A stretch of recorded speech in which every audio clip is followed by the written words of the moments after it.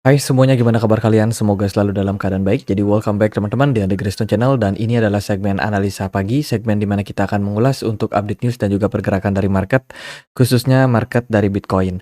Teman-teman, hari ini kita berada di tanggal 17 Mei 2024 ya, di mana pergerakan market di perdagangan kemarin cukup volatile. Kita akan mulai dulu pembahasannya dari kalender ekonomi. Teman-teman, di perdagangan kemarin kita dapat beberapa rilis data terkait dengan ekspor import dari Amerika Serikat, kemudian juga ada continuing jobless claim, lalu ada data soal housing ya, data perumahan, penjualan perumahan yang ada di Amerika Serikat, initial jobless claim, dan Philadelphia Manufacturing Index. Jadi dari rilis data kemarin sebenarnya memberikan impact yang lumayan negatif untuk dolar, teman-teman. Karena dari pengangguran di perdagangan kemarin itu sebenarnya mengalami tren kenaikan. Dari penjualan housing juga mengalami kenaikan namun masih di bawah ekspektasi. Kemudian dari data Fed Manufacturing Philadelphia ini juga menjadi fokus kenapa market dolar kemarin bisa mengalami penurunan yang cukup tajam, yang mengindikasikan bahwa perekonomian saat ini itu kian memburuk, teman-teman. Jadi dari rilis data yang terjadi kemarin, menurut saya cukup memberikan impact terhadap market. Dan hari ini kita akan dapat beberapa rilis data lagi. Ada data soal Fed balance sheet dari Amerika Serikat. Kemudian data inflasi CPI dan core CPI dari Uni Eropa. Kemudian tengah malam jam 9 malam gitu akan ada Fed Waller dan juga Daily yang speech, teman-teman. Mungkin akan memberikan impact terhadap market untuk hari Jumat malam ini. Sementara itu kalau kita perhatikan pergerakan dari USD di perdagangan kemarin ini sedikit mengalami rebound karena di perdagangan 2 hari sebelumnya USD sudah mengalami koreksi, teman-teman. Ternyata di perdagangan kemarin meskipun rilis data ekonominya jelek, ya yang ini ya rilis datanya lumayan jelek untuk dolar, tapi ternyata dolar justru mengalami sedikit kenaikan tipis. Oke, kita akan lihat dari beberapa berita yang ada di market kripto. Teman-teman, berita yang pertama ini datang dari DPR ya, dari Senat yang baru aja mengesahkan rancangan undang-undang pembatalan aturan SEC tentang penahanan Bitcoin dan juga kripto. Dan Biden mengancam akan melakukan voting, teman-teman. Jadi mengeluarkan hak vetonya. Jadi saat ini kondisi dari yang namanya regulasi di Amerika Serikat itu lagi lagi mencari titik terang. Kenapa? Karena Senat ini berusaha untuk mengatur regulasi terkait dengan aset-aset sitaan yang ada di Amerika Serikat. Teman-teman mungkin sudah pada tahu ya, kalau Amerika Serikat itu adalah sebuah negara yang paling banyak menyimpan Bitcoin yang diambil dari hasil kejahatan, hasil sitaan, money laundry, dan juga perdagangan gelap. Jadi para tersangka yang sudah dinyatakan bersalah ini, aset kriptonya akan ditahan oleh Amerika Serikat, dikumpulkan dan sewaktu-waktu bisa dijual oleh mereka, teman-teman. Jadi saat ini regulator DPR-nya ya itu berusaha untuk membuat regulasi sebaik mungkin. Namun ternyata dari sini kita melihat bahwa Biden, presidennya ini justru malah seperti tidak suka dengan adanya rancangan undang-undang baru yang akan disahkan oleh DPR ini. Jadi masih akan tetap bergulir kasus terkait dengan masalah ya regulasi di Amerika Serikat. Di perdagangan kemarin yang mendominasi itu meme token. Ada peningkatan volume yang lumayan signifikan pada Dogecoin, Shiba Inu, PP, WIF, Floki, kemudian BOME ya, dan juga BONG. Itu mengalami peningkatan yang signifikan. Bahkan beberapa meme token trending kayak Normi, Apu, lalu Pajasket, Amaterasu, Omikami, lalu Boshi, dan Elau Moss. Ini trending di perdagangan kemarin dilihat dari CoinGecko, yang menunjukkan bahwa market sepertinya mencari pelarian di koin-koin meme, teman-teman. Kemudian berita yang lain datang dari regulator di Prancis. Baru-baru ini Bybit ya, salah satu exchange yang mungkin kamu juga pakai, itu kayaknya mendapatkan blacklist. Ngeri ya, blacklist dari regulator Prancis disebabkan karena Bybit sendiri itu tidak mendaftar untuk diperdagangkan di negara Prancis, teman-teman. Dan sekian banyak pengguna di sana itu terancam ya, teman-teman. Jadi kalau kita lihat dari beritanya di sini, pertukaran mata uang Bybit telah mengalami pertumbuhan yang signifikan selama setahun terakhir dan juga 5 tahun beroperasinya. Telah melampaui 20 juta pengguna, namun perluasannya tidak begitu dinamis karena beberapa daerah itu menghadapi tantangan peraturan. Salah satu contoh adalah Prancis, di mana Komisi Keuangan Lokal yang bernama IMF itu memasukkan Bybit ke dalam daftar hitam selama 2 tahun lalu. Kini regulator nasional mengeluarkan peringatan baru kepada para investor retail mengenai bursa tersebut. Oke, negatif untuk Bybit. Kemudian dari berita yang lain ada Chainlink. Ini bagus teman-teman. Chainlink baru saja menyelesaikan Accelerate Fund Tokenization. Jadi percepatan tokenisasi terjadi pada Chainlink.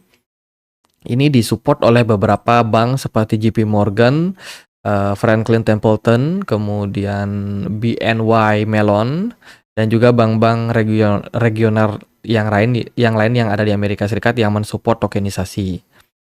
Jadi proyek percontohan yang diberikan itu adalah Smart NAV, menguji proses, membawa dan juga menyebarkan dana di beberapa blockchain. Jadi mereka lagi menggarap proyek tokenisasi. Ini juga merupakan sebuah berita yang bagus, kolaborasi dari Chainlink dengan beberapa perusahaan bank besar. Kemudian berita yang lain datang dari India. India regulator ini menyarankan pengawasan kripto bersama saat RBI mengupayakan larangan stablecoin. Oke, ini berita terbaru datang dari India yang mana stablecoin di sana udah mulai diblok, teman-teman. India salah satu negara yang sangat ketat terhadap kripto, bahkan pajak kriptonya sampai 40%. Ngeri banget, tinggi sekali teman-teman. Padahal kalau teman-teman mungkin suka garap airdrop, teman-teman tahu ya, yang selain dari Indonesia sendiri, warga yang paling banyak menggarap airdrop itu ya dari India, teman-teman. Ini menunjukkan bahwa minat dari orang-orang India terhadap kripto itu sangat tinggi. Tapi dari pemerintahan di sana seperti membatasi hal tersebut. Bahkan sekarang stablecoin pun itu sudah di-ban on stablecoin, dan sepertinya akan menggunakan Rupee dari India. Ya, sama seperti di Indonesia, yang mana exchange sekarang rata-rata pakai IDR, tidak lagi pakai stablecoin rupiah ya. Nah, ngomong-ngomong tentang stablecoin rupiah, hari ini tanggal 17 itu adalah pengumuman delisting dari BitR yang ada di toko kripto, teman-teman. Jadi kalau teman-teman ada yang punya akun atau ya yang punya akun toko kripto yang masih ada saldo BitR-nya, ada baik teman-teman untuk konversikan dia menjadi TKO atau bisa dijual di BitR USDT. Karena kalau enggak, kalau teman-teman kelewatan tanggalnya, takutnya nanti bakalan sulit untuk prosesnya, teman-teman. Jadi ada alangkah baiknya teman-teman akses kembali akun toko kripto yang sudah kalian punya, kemudian kalian bisa konversikan BitR yang masih tersisa. Gitu, kalian bisa konversikan jadi TKO atau bisa jual di USDT BitR. Takutnya nanti udah kadung delisting, teman-teman nyangkut dananya di sana. Harus hubungi customer service dan ribet banget. Gitu, mendingan dikonversi sekarang. Oke, lanjut kita lihat dari berita yang lain, ada token milik Gozali, GHZLI yang anjlok ya. Gozali buka suara terkait dengan tuduhan rug pull. Jadi Gozali ini salah satu public figure ya yang populer banget di tahun 2022 karena NFT selfie-nya yang dilakukan setiap hari, dan waktu itu dibeli oleh banyak sekali influencer, dibeli banyak sekali oleh artis-artis. Dan akhirnya dia meluncurkan sebuah koin, teman-teman. Di tahun ini ya, di tahun ini dia meluncurkan sebuah koin dan sudah sempat listing di beberapa exchange, dan akhirnya ya rungkat, harganya nyungsep terus. Kalau kita lihat dari sini, chartnya menunjukkan bahwa memang penurunan harga tokennya terus drastis sekali, teman-teman. Gitu. Jadi ya Gozali mengatakan bahwa memang tidak ada niat buat rug pull. Kita akan batasin pre-sale-nya maksimal 400 Ethereum. Terus kalau ada dana lebih ya kita refund aja ke semua. Nah, jadi Gozali sendiri ya mengatakan bahwa dia tidak ada niatan buat melakukan rug pull tersebut. At the end ya hati-hati, karena yang namanya investasi tangan kita yang menentukan teman-teman. Jadi hati-hati selalu pelajari sebuah proyek yang teman-teman, pantau, yang teman-teman akan investasikan. Kemudian berita yang lain, ya ini berita yang tadi ya, kita udah bahas terkait dengan, masalah regulator. Oke, lalu gimana nih impact-nya terhadap pergerakan dari market kripto? Nah, teman-teman, pergerakan dari Bitcoin di perdagangan kemarin itu closing-nya bagus, closing time frame daily lumayan bagus, Bitcoin, sempat naik sampai 66.000 something dan saat ini pergerakan Bitcoin ada di 65 ribuan. Dan kalau kita perhatikan dari pergerakan, yang terjadi saat ini ada koreksi yang terjadi pada Bitcoin. Bitcoin turun sekitar 1,5% dan BTC Dominance itu naik kembali 1%. Ini bikin banyak sekali altcoin di perdagangan kemarin merah. Manta nyungsep, WLD nyungsep, terus Algorand, Toncoin, IVO juga lanjut ya nyungsep. Padahal IVO ini ada berita terbaru teman-teman. Aku udah posting kemarin. Nah ini, volume perdagangan IVO itu mengalami lonjakan dan rebranding yang terjadi di token RBN yang diluncurkan 2021 itu sudah selesai di perdagangan kemarin. Kedepannya hampir semua valuasi IVO yang terdelusi itu sudah penuh beredar. Tidak seperti kebanyakan proyek yang diluncurkan, tidak ada vesting dan juga unlock bulanan yang mungkin membebani pasokan token selama beberapa tahun ke depan. Artinya IVO sendiri sudah tidak akan ada token unlock lagi setelah kejadian tersebut, teman-teman. Ini sih seharusnya menjadi indikasi bullish ke depannya buat IVO ya, kalau menurut saya sendiri dari sudut pandang supply, karena otomatis tidak akan ada penambahan supply baru. Tinggal bagaimana proyek dari IVO ini running, karena kalau kita perhatikan memang proyek IVO ini kan lebih banyak fokus di futures decentralized trading, teman-teman. Gitu. Jadi secara fundamental menurut saya akan ada peluang nih buat IVO untuk rebound ya. Cuma kalau kita lihat dari perdagangan kemarin ternyata masih ada tekanan jual ke level 0,798. Kemudian sebagai tambahan berita yang lain, Notcoin kemarin udah listing di beberapa exchange, mungkin ada teman-teman yang udah ngikutin. Kemudian dari Amerika Serikat ada Chicago Mercantile Exchange ya, atau CME Group, itu berencana meluncurkan perdagangan spot Bitcoin dengan tujuan memanfaatkan lonjakan permintaan industri mata uang kripto. Ini masih belum final sih, tapi udah ada rencana peluncuran CME Exchange ke depannya. Kemudian dari berita yang lain datang dari Wall Street Journal. Teman-teman, data CPI yang rilis di perdagangan 2 hari lalu itu bisa menjadi salah satu data yang bagus. Namun meskipun begitu, Fed mungkin bakalan tidak cukup kuat ya dari data CPI yang kita temukan kemarin, itu mungkin tidak cukup kuat sebagai indikasi The Fed bakalan langsung melakukan penurunan suku bunga. Ya, kita masih melihat ke depannya seperti apa rilis data dan dan ada kemungkinan nih di akhir tahun 2024 ini Fed baru bakalan mulai menurunkan suku bunga. Dari berita yang lain ada SKUX, perusahaan digital payment yang memanfaatkan jaringan Hedera. Kabar, teman-teman, telah mengumumkan untuk menandatangani perjanjian dengan Visa Credit Card ya. Ini juga merupakan sebuah berita fundamental yang baik. Oke, kita lanjut lagi ke Bitcoin, teman-teman. Jadi secara pergerakan Bitcoin di perdagangan kemarin koreksi wajar ya. Dia sudah breakout dari descending channel dan overall sekarang arah dari Bitcoin possibility untuk mengalami kenaikan. Tinggal bagaimana market merespon. Aku akan coba untuk keluarkan beberapa indikator yang biasa aku pakai. Loken, yang kedua adalah MACD. Dilihat dari perdagangan kemarin, MACD kita dalam posisi yang cukup hijau. Bagus teman-teman, yang mengindikasikan adanya possibility untuk kenaikan jangka pendek.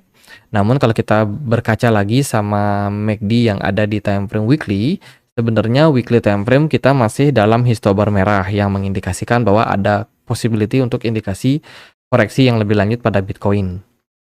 Secara time frame weekly, kalau daily memang cenderung agak sinyal bullish teman-teman. Dari Smart Money pun juga mengalami peningkatan di perdagangan kemarin. Jadi memang ada semacam indikasi yang bagus untuk market. Arah dari Bitcoin saat ini kalau Bitcoin agak strong dan juga kuat, mungkin akan membuka peluang untuk pergerakan Bitcoin naik lebih lanjut ke 68 ribuan. Namun kalau dari saya sendiri masih melihat ini juga menjadi salah satu pergerakan yang cukup dinamis sama Bitcoin. Teman-teman, secara jangka pendek pergerakan Bitcoin kelihatan sedikit bullish ya, namun secara jangka waktu menengah ini masih harus hati-hati sih. Dari pergerakan Bitcoin di time frame 4 jam, kita bisa menemukan adanya tekanan jual sejak 8 jam terakhir. Ada semacam selling pressure yang muncul ketika pergerakan Bitcoin berhasil naik sampai 66.600-an something ya. Di sana ada tekanan jual yang membuat pergerakannya sedikit mengalami drop.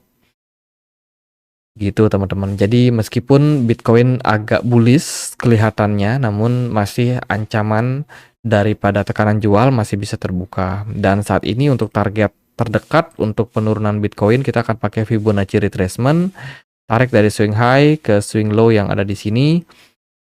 Beberapa level yang mungkin dituju sama Bitcoin secara jangka pendek yaitu di Fibo 78,6 yaitu ada di kisaran level 64.500. Kalau ya, andai kata tekanan jual agak dalam, bisa jadi Fibo 61,8 akan dituju, yaitu di kisaran level 62.900 untuk Bitcoin secara jangka pendek. Oke, altcoin ketekan dulu ya, karena BTC dominance-nya mengalami peningkatan. Jadi sabar-sabar dulu aja, manfaatkan fase koreksi untuk cicil barang dengan harga yang murah. Tentu saja koin-koin yang memang sudah kalian pantau sejak awal dan sudah kalian pelajari. Jangan FOMO, jangan gampang ikut arus teman-teman. Takutnya terbawa arus jadi hilang. Jadi gitu aja, semoga video kali ini bisa bermanfaat buat teman-teman. Dan bila mana ada pertanyaan lain, ada koin lain buat dibahas, bisa banget tulis di kolom komentar channel YouTube ini. Oh ya, gimana caranya join ke komunitas kita? Langsung aja cek di link yang ada di kolom deskripsi. Gratis, teman-teman. Kita punya 2 platform. Satu platform untuk sharing informasi, satu platform untuk berdiskusi. Jadi gitu aja, semoga video kali ini bisa bermanfaat. Akhir kata saya Andre, makasih.